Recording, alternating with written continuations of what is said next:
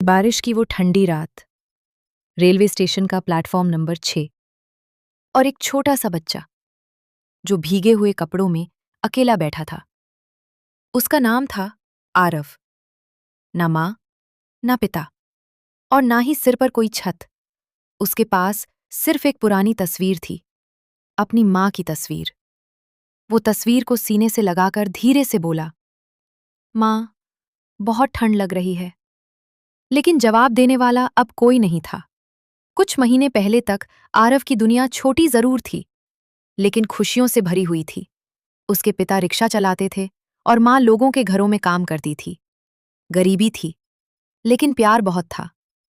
रात को खाना खाते समय उसकी माँ हमेशा कहती थी, बेटा, इंसान गरीब पैदा हो सकता है, लेकिन बेईमान बनना उसके हाथ में होता है। लेकिन एक रात, एक हादसे ने सब कुछ बदल दिया। उसके पिता कभी घर लौटकर नहीं आए और कुछ दिनों बाद बीमारी ने उसकी माँ को भी उससे छीन लिया। मरते वक्त उसकी माँ ने उसका हाथ पकड़कर सिर्फ एक बात कही, कभी चोरी मत करना और हमेशा ईमानदार रहना। उस दिन एक छोटा बच्चा अनाथ हो गया। धीरे धीरे घर छूट गया और रेलवे स्टेशन ही उसका ठिकाना बन गया। वो लोगों के जूते साफ करता, बोतलें उठाता और कभी कभी भूखा ही सो जाता। लेकिन हर रात वो अपनी माँ की तस्वीर देखकर कहता, माँ, मैं चोरी नहीं करूंगा। एक दिन स्टेशन पर एक छोटी बच्ची भूख से रो रही थी। आरव के पास सिर्फ 50 रुपए थे।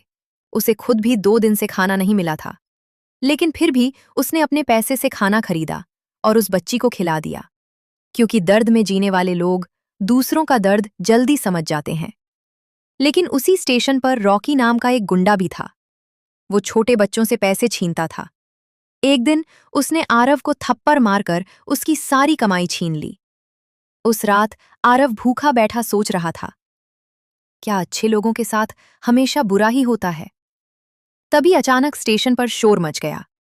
चोर! चोर! मेरा बैग लेकर भाग गया! एक आदमी बैग लेकर भाग रहा था। कुछ पल के लिए आरव के मन में भी ख्याल आया, अगर मैं भी चोरी करने लगूं तो शायद मुझे भूखा न सोना पड़े। लेकिन तभी उसे अपनी माँ की आवाज सुनाई दी, कभी चोरी मत करना। और अगले ही पल आरव पूरी ताकत से उस चोर के पीछे भागा। चोर गिर पड़ा, बैग नीचे गिर गया। आरव ने वो बैग उठाया और उसके मालिक को लौटा दिया। वो आदमी शहर का बड़ा बिजनेसमैन था, विक्रम मेहता।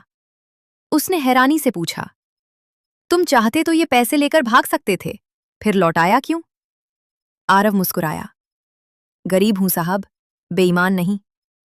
ये सुनते ही विक्रम मेहता की आंखें भर आईं। उन्होंने आरव को अपने घर ले जाने का फैसला किया।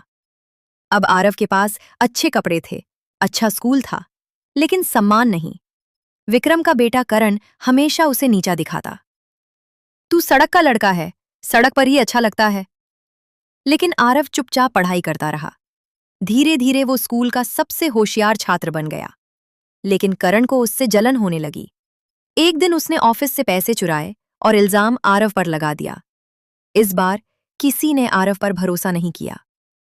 टूटा हुआ दिल लेकर वो फिर से रेलवे स्टेशन लौट आया। लेकिन इस बार उसके पास एक सपना था, आईएएस ऑफिसर बनने का सपना। दिन में मजदूरी और रात को स्ट्रीट लाइट के नीचे पढ़ाई। लोग हंसते थे, अरे, स्टेशन वाला लड़का कलेक्टर बनेगा। लेकिन आरव नहीं रुका। कई बार फेल हुआ, कई बार टूटा, लेकिन हार नहीं मानी। और फिर वो दिन आ गया। यूपीएससी रिजल्ट में एक नाम सबसे ऊपर था, आरव शर्मा, AIR1। पूरा शहर हैरान था। जो बच्चा कभी स्टेशन पर जूते साफ करता था, आज वही आईएएस ऑफिसर बन चुका था।